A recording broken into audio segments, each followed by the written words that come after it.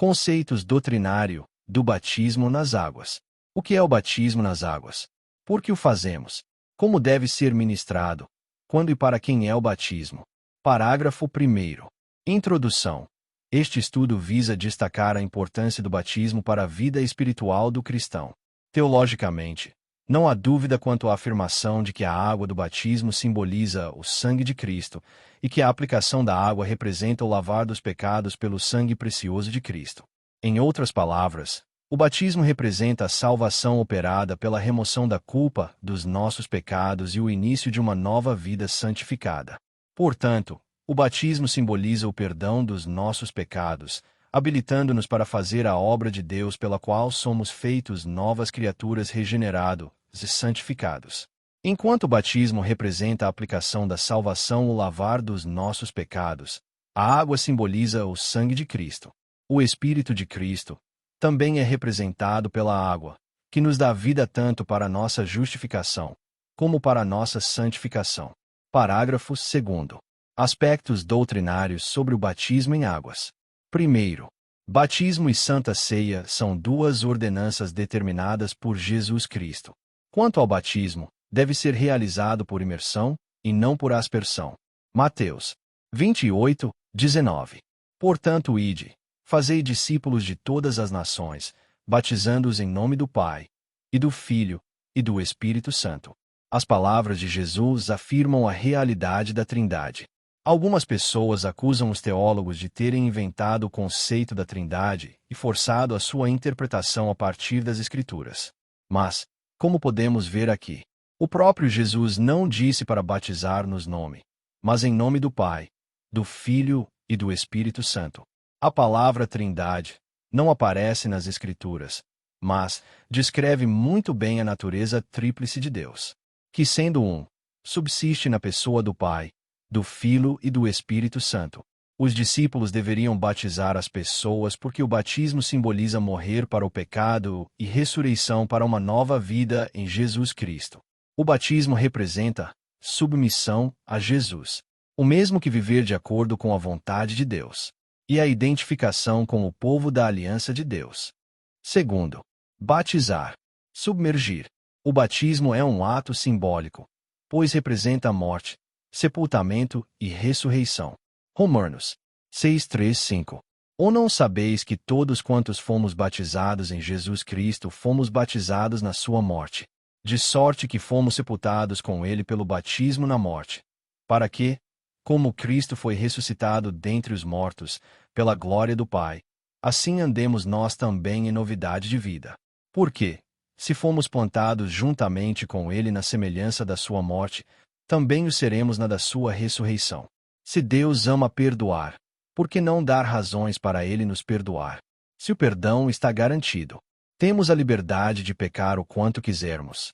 A enérgica resposta de Paulo é claro que não. Pecar deliberadamente, decidir por aproveitar-se de Deus. Tal atitude demonstrar que a pessoa não compreendeu a gratidão do benefício que lhe foi dado sobre o pecado. A gratidão de Deus não torna o pecado menos grave. A morte de seu filho comprova a terrível gratidão do pecado. Jesus pagou com a sua vida para que pudéssemos ser perdoados. A disponibilidade da misericórdia divina não deve ser desculpa para uma vida descuidada ou para a lassidão moral. Terceiro, também, um ato público de declaração da nossa fé. Atos 8:12. Mas, como crescem em Filipe, que lhes pregava acerca do reino de Deus e do nome de Jesus Cristo, se batizavam, tanto homens como mulheres. Quarto, o batismo não é um sacramento que traga consigo a graça da salvação, pois a salvação obtém-se pela fé em Jesus. Primeiro, João 5:11-12. E o testemunho é este, que Deus nos deu a vida eterna, e esta vida está em seu Filho. Quem tem o Filho tem a vida. Quem não tem o Filho de Deus não tem a vida. Quinto, a salvação que Cristo concede é perfeita e completa pela fé em seu sangue que purifica dos pecados. Primeiro, João 1:7. Mas, se andarmos na luz, como ele na luz está, temos comunhão uns com os outros, e o sangue de Jesus Cristo, seu Filho, nos purifica de todo o pecado. Sexto, o batismo é para todos que ouviram a mensagem da salvação, arrependeram-se dos pecados. Através de seus atos dão testemunho que receberam a Cristo como seu Senhor e Salvador pessoal. Atos 10, 47 e 48. Respondeu, então, Pedro: Pode alguém porventura recusar a água, para que não sejam batizados estes, que também receberam como nós o Espírito Santo? E mandou que fossem batizados em nome do Senhor. Então lhe rogaram que ficasse com eles por alguns dias. Sétimo, não se devem batizar incrédulo, nem criança, por serem incapazes de assumirem compromissos com Cristo e com sua igreja. Entenda, incrédulas são pessoas que professam Cristo como Senhor, mas que o mundo ainda continua a mandar em suas vidas. Aceitam Jesus de boca, mas ainda amam o tabaco. Aceitam Jesus de palavras, mas ainda são escravos do álcool. Dizem serem filhos de Deus, mas sua única preocupação são as coisas terrenas. Oitavo, a fundamental importância do batismo é revelada nas Escrituras Sagradas, quando Jesus ordenou aos discípulos que saíssem por todo o mundo anunciando o Evangelho e batizando aos que crescem. Marcos 16, 15 e 18. E disse-lhes: Ide por todo o mundo, pregai o Evangelho a toda criatura. Quem crer e for batizado será salvo, mas quem não crer será condenado. E estes sinais seguirão aos que crerem. Em meu nome expulsarão os demônios, falarão novas línguas, pegarão nas serpentes, e, se beberem alguma coisa mortífera, não lhes fará dano algum, e porão as mãos sobre os enfermos, e os curarão. Nono, questiona-se: o que é necessário para ser batizado? Resposta: crer no Senhor Jesus, como único e suficiente Salvador e arrepende-se de seus pecados. Neste caso, o crer e o arrepender exigem bom testemunho do candidato. Isto é, uma decisão sincera de profissão de fé. Deve também seguir o padrão inicial da Bíblia, ou seja, tenha se tornado uma nova criatura, deixando a velha vida de pecados para trás, procurando viver uma nova vida dada por Jesus, voltada para Cristo e sua Igreja. Parágrafo 3º. Por que você deve ser batizado? O batismo da pessoa crente no Senhor Jesus representa a morte, o sepultamento e a ressurreição de Jesus Cristo, que morreu pelos nossos pecados e ressuscitou para nossa salvação. E todo crente que se batiza, por meio dele professa ter fé nos méritos da morte de Cristo como fundamento de sua própria esperança de salvação. E também professa ter comunhão com seus sofrimentos, declarando assim a sua própria morte para o pecado e sua ressurreição para uma nova vida em Cristo. O batismo também tipifica a lavagem da regeneração.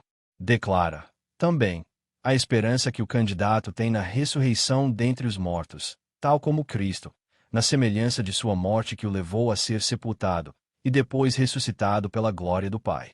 Principalmente, a morte, o sepultamento e a ressurreição, os grandes fatos da graça redentora, são exibidos pelo batismo. O batismo por imersão ensina tudo isso ao candidato, pois somente a imersão pode ensiná-lo. Parágrafo 4º. A Santa Ceia do Senhor. Explica-se, inicialmente, o cerimonial da Santa Ceia. Primeiro, é um sacramento simbólico ordenado por Jesus Cristo, no qual a Igreja participa do pão e do vinho que representam o corpo e o sangue de Jesus. 1 Coríntios 11, 23, 34. Segundo, é uma solene lembrança do sacrifício de Cristo por nós, a qual deverá ser realizada pela Igreja até o dia em que ele regressar para nos levar ao céu. No céu celebraremos a grande ceia do Cordeiro. Apocalipse 19, 6 a 9. E ouvi como que a voz de uma grande multidão, e como que a voz de muitas águas, e como que a voz de grandes trovões, que dizia: Aleluia! Pois já o Senhor Deus Todo-Poderoso reina. Regozijemo-nos, e alegremo-nos, e demos-lhe glória, porque vindas são as bodas do Cordeiro, e já a sua esposa se aprontou. E foi-lhe dado que se vestisse de linho fino, puro e resplandecente, porque o linho fino são as justiças dos santos. E disse-me: Escreve: Bem-aventurados aqueles que são chamados à ceia das bodas do Cordeiro. E disse-me: Estas são as verdadeiras palavras de Deus.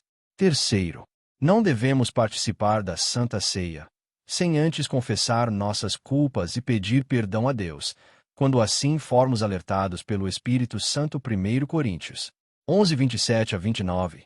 Portanto, qualquer que comer este pão, ou beber o cálice do Senhor indignamente, será culpado do corpo e do sangue do Senhor. Examine-se, pois, o homem a si mesmo, e assim coma deste pão e beba deste cálice. Porque o que come e bebe indignamente, come e bebe. Quarto, a participação na Santa Ceia renova a fé cristã e também proporciona uma nova experiência com o amor de nosso Senhor Jesus Cristo, pois nos faz relembrar que o seu sangue é a base do novo pacto, pacto da graça, que Deus fez para resgatar a humanidade da condenação eterna. Efésios 2, 4 a 8. Mas Deus, que é riquíssimo em misericórdia, pelo seu muito amor com que nos amou, estando nós ainda mortos em nossas ofensas, nos vivificou juntamente com Cristo. Pela graça sois salvos, e nos ressuscitou juntamente com Ele e nos fez assentar nos lugares celestiais, em Cristo Jesus, para mostrar nos séculos vindouros as abundantes riquezas da sua graça pela sua benignidade para conosco em Cristo Jesus. Porque pela graça sois salvos, por meio da fé. E isto não vem de vós, é dom de Deus. Quinto, direitos e deveres assumidos após o batismo. Primeiro, o crente batizado passa a pertencer regularmente à Igreja de Cristo. Adquire direito à carteira de identificação, e lhe é assegurado votar e decidir como membro da Assembleia Geral. Segundo, habilita o crente para exercer cargos e ministérios na Igreja do Senhor. Terceiro, obriga-se a dar bom testemunho do Evangelho e a aceitar orientação espiritual de seus líderes. Quarto, sujeitar-se, quando necessário, à disciplina eclesiástica. Efésios 4, 20 e 32. Não deis lugar ao diabo. Aquele que furtava, não furte mais. Antes trabalhe, fazendo com as mãos o que é bom, para que tenha o que repartir com o que tiver necessidade. Não saia da vossa boca nenhuma palavra torpe, mas só a que for boa para promover a edificação, para que dê graça aos que a ouvem. E não entristeçais o Espírito Santo de Deus, no qual estáis selados para o dia da redenção. Toda amargura, e ira, e cólera, e gritaria, e blasfêmia e toda malícia sejam tiradas dentre vós. Antes sede uns para com os outros benignos, misericordiosos, perdoando-vos uns aos outros, como também Deus vos perdoou em Cristo. Quinto, deverá vestir-se de forma discreta e decentemente, homem e mulher, sem exageros ou decotes. Sexto, participar dos cultos na congregação e os cultos do templo central. Sétimo, orientações prévias aos candidatos no dia do batismo. Primeiro, preencha a ficha cadastral antes do dia do batismo e entregue ao seu dirigente. Segundo, no dia do batismo chegue ao templo, de 15 minutos antes do início do culto, procurando assentarem-se próximos aos demais candidatos da sua congregação. Terceiro, procure vestir-se com roupas que não fiquem transparentes ao serem molhadas. Quarto, leve em uma sacola com roupas secas para você se trocar após o batismo. Quinto, convide um irmão ou conhecido da sua congregação para entregar-lhe a sua roupa seca após o batismo. Sexto, após o batismo procure mudar com máxima brevidade de roupa para receber a sua primeira Santa Ceia, sem estar ansioso. Sétimo, esteja, durante todo o culto e cerimônia, em máxima reverência, buscando a presença do Espírito Santo. Parágrafo 7º. Atitudes do verdadeiro cristão batizado e adorador. Primeiro, estejam assiduamente nos cultos de sua congregação, e aos domingos, e demais eventos. Ausente-se apenas por motivo de enfermidade, estudo ou trabalho à noite. Segundo, participe, também, dos cultos ministrados no templo central, à noite e demais eventos. Evite faltar, pois a comunhão é indispensável ao crescimento espiritual. Terceiro, não espere ser chamado. Apresente-se ao líder de novos convertidos ou ao seu dirigente, e ofereça-se para exercer cargo ou função na Igreja do Senhor, sem importar-se com as atividades que irá desenvolver. Quarto, lembre-se, está comprovado. Os que, desde logo, ocupam-se no ministério na casa do Senhor, perseveram e não encontram mais motivo para desistir da caminhada cristã, nem desejo de voltar ao mundo. Quinto, Matricule-se na escola bíblica dominical e aprenda as doutrinas ministradas aos domingos de manhã. Sexto, não aceite convite para ir visitar outras igrejas e, assim, faltar aos cultos de sua congregação, pois muitas denominações religiosas sem ética costumam desviar os novos na fé das fases normais de sua caminhada cristã. Sétimo, esforce-se para sempre ser útil na seara do Mestre Jesus, desempenhando um ministério frutífero, dando preferência nas áreas de evangelismo, missões ou de oração, pois são mais carentes. Oitavo, seja um dizimista e ofertante fiel que Deus certamente lhe honrará com muitas bênçãos espirituais e materiais. Um pouco acerca desta prática cristã. O batismo é uma ordenança de Jesus. O batismo é uma ordenança clara de Jesus para todo aquele que nele crê. Ide, portanto, fazei discípulos de todas as nações, batizando-as em nome do Pai, do Filho e do Espírito Santo. Mateus 28, 19. O selo da fé. O batismo deve ser visto como um selo da justiça que vem pela fé. E evidentemente deve seguir a fé, como determinam as palavras finais de Jesus que se encontram registradas no Evangelho de Marcos. E disse-lhes: Ide por todo o mundo e pregai o Evangelho a toda criatura. Quem crer e for batizado será salvo. Quem, porém, não crer será condenado. Marcos 16, 15, 16. Esta é a razão por que não batizamos e nem tampouco validamos o batismo de crianças. É necessário crer primeiro e então se batizar. Obedecemos ao princípio bíblico de consagrar os filhos ao Senhor, mas só os batizamos depois que puderem crer e professar sua fé. É a circuncisão do coração. No Velho Testamento, os judeus tinham como selo de sua fé a circuncisão. No Novo Testamento, a circuncisão foi suprimida, sendo vista simbolicamente no batismo. Nele também fostes circuncidados, não por intermédio de mãos, mas no despojamento do corpo da carne, que é a circuncisão de Cristo, tendo sido sepultados juntamente com ele no batismo, no qual igualmente fostes ressuscitados pela fé no poder de Deus, que o ressuscitou dentre os mortos. Colossenses 2, 11 e 12. Hoje, esta circuncisão acontece no coração. Romanos 2, 28 e 29, e Paulo a relaciona com o batismo. O batismo não salva, mas acompanha a salvação. O batismo não salva ninguém.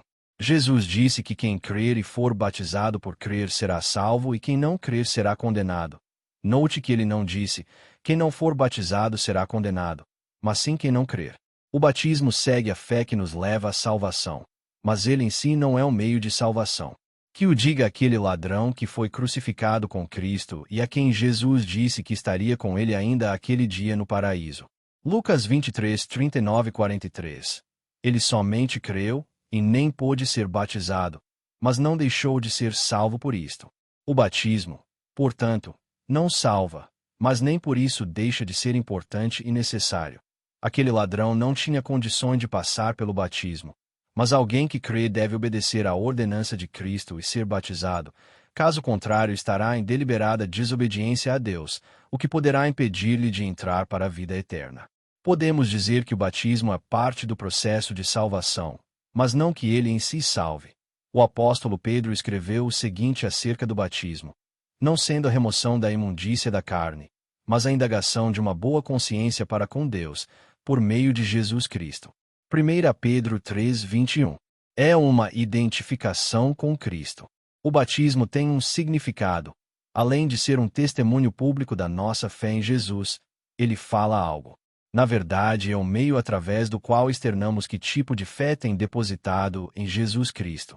Quando falamos sobre a fé em Jesus, não nos referimos a crer que ele existe. É mais do que isto. A maioria das pessoas crê que Jesus existe, mas não entendem o que ele fez. São duas coisas completamente diferentes. O que nos salva da perdição eterna e da condenação dos pecados é a obra de Cristo na cruz em nosso lugar. Ao morrer na cruz, o Senhor Jesus não morreu porque mereceu morrer. Pelo contrário, como justo e inocente, ele nos substituiu, sofrendo o que nós deveríamos sofrer a fim de que recebêssemos a salvação de Deus. Há dois elementos básicos na fé que nos salva: identificação e apropriação. É importante entender cada um deles dentro do simbolismo do batismo. Identificação é o aspecto da fé que nos faz ver que Jesus assumiu a nossa posição de pecado, para que assumíssemos a posição de justiça dele. 2 Coríntios 5:21. A Bíblia declara o seguinte: porque morrestes, e a vossa vida está oculta juntamente com Cristo, em Deus. Colossenses 3. Quando Deus nos olha, ou Ele nos vê sozinhos em nossos pecados, ou nos vê através de Jesus Cristo, que já pagou por eles. A fé nos coloca com Jesus na cruz, crucificados com Ele. Coloca-nos no túmulo, sepultados com Ele. Coloca-nos ainda nos céus, à direita de Deus, ressuscitados com Cristo. É quando nos vemos nela, entendendo o sacrifício vicário do Filho de Deus, que passamos a ter direito ao que Cristo fez. Esta é a hora do segundo passo: apropriação. Apropriação é o aspecto da fé que torna meu aquilo que já vi realizado em Jesus. É quando entendemos que não somos salvos pelas obras, mas sim pela graça, mediante a fé, e nos apropriamos disto. Paulo escreveu a Timóteo e lhe disse: toma posse da vida eterna. Timóteo 6:12. O batismo é o nosso testemunho da identificação com Cristo. Ele revela não apenas que eu tenho fé, mas que tipo de fé eu tenho. Veja o que as Escrituras dizem. Ou, porventura, ignorais que todos os que fomos batizados em Cristo Jesus, fomos batizados na sua morte. Fomos, pois, sepultados com ele na morte pelo batismo, para que, como Cristo foi ressuscitado dentre os mortos para a glória do Pai, assim também andemos nós em novidade de vida. Romanos 6:3-4. Quando imergimos alguém na água, estamos simbolicamente declarando que esta pessoa foi sepultada com Jesus, e ao levantarmos esta pessoa das águas, estamos reconhecendo que ela já ressuscitou com Cristo para viver uma nova vida. Portanto, o batismo é onde reconhecemos que tipo de fé temos. Uma fé que se identifica com Cristo e sua obra realizada na cruz. Quem pode se batizar? Para quem é o batismo? A explicação anterior responde esta indagação: para todo aquele que se identifica pela fé com o sacrifício de Cristo na cruz. Depois de ter reconhecido por fé a obra de Cristo, quando a pessoa passa a estar apta para o batismo, quanto tempo ela tem que ter de vida cristã para poder se batizar? A Bíblia responde com clareza a estas questões. Em Atos 8:30-39, lemos acerca do primeiro batismo cristão apresentado em maiores detalhes na Bíblia. Neste texto, temos um modelo para a forma de batismo, e ali vemos que já na evangelização o batismo era ensinado aos novos convertidos, o que nos faz saber que ninguém deve demorar em se batizar após ter feito sua decisão de servir a Jesus. Além disso, vemos também qual é o critério para que alguém se batize. Quando o etíope pergunta: eis aqui a água, que impede que eu seja batizado? A resposta de Filipe vem trazendo luz sobre o requisito básico para o batismo. É lícito, se creis de todo o coração. Atos 8:36-37.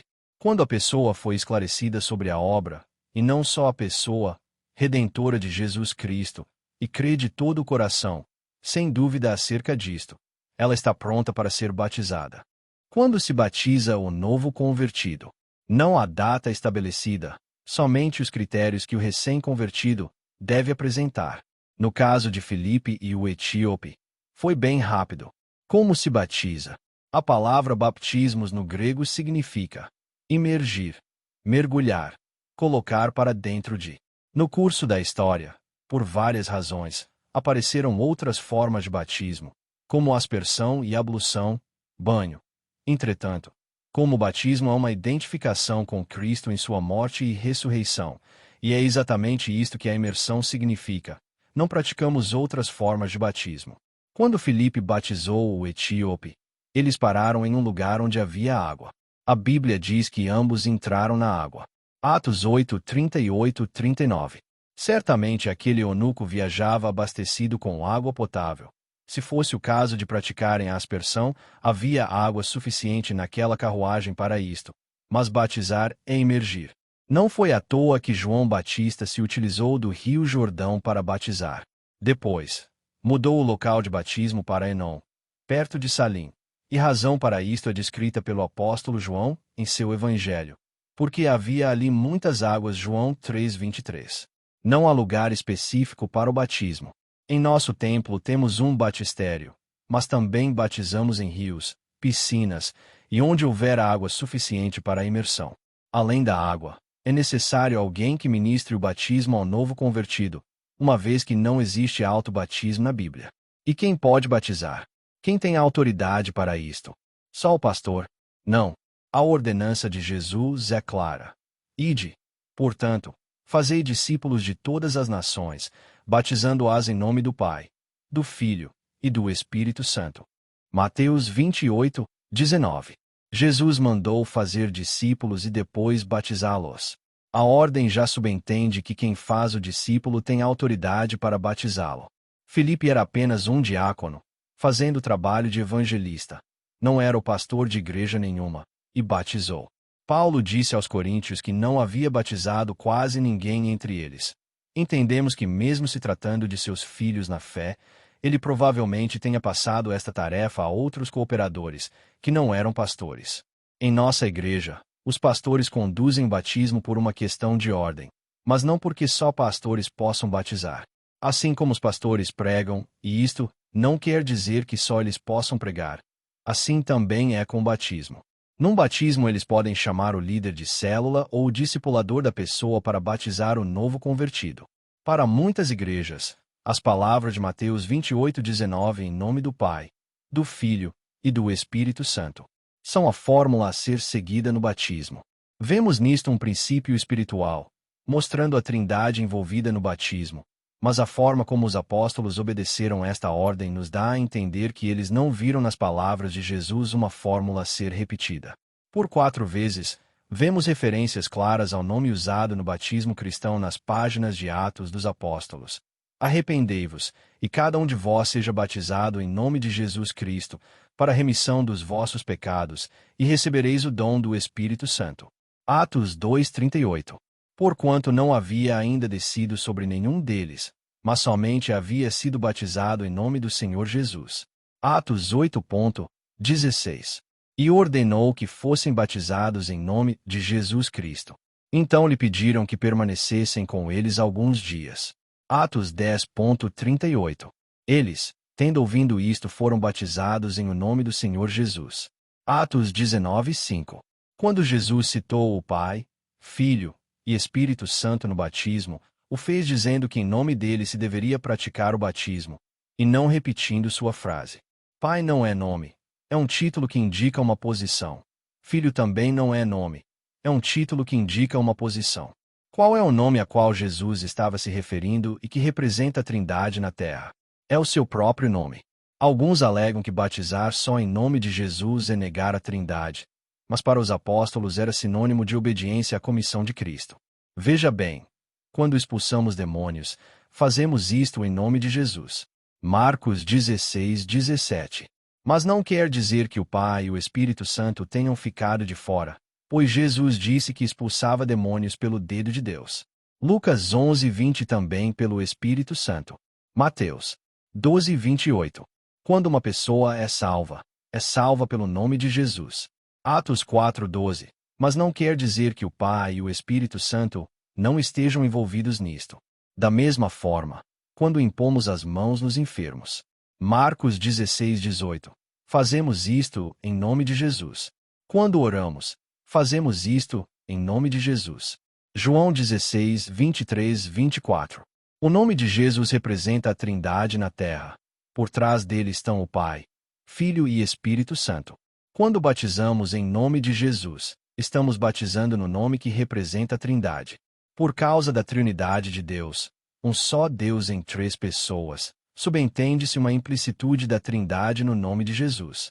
Daí, a ser unicista, Deus em uma só pessoa, há muita diferença.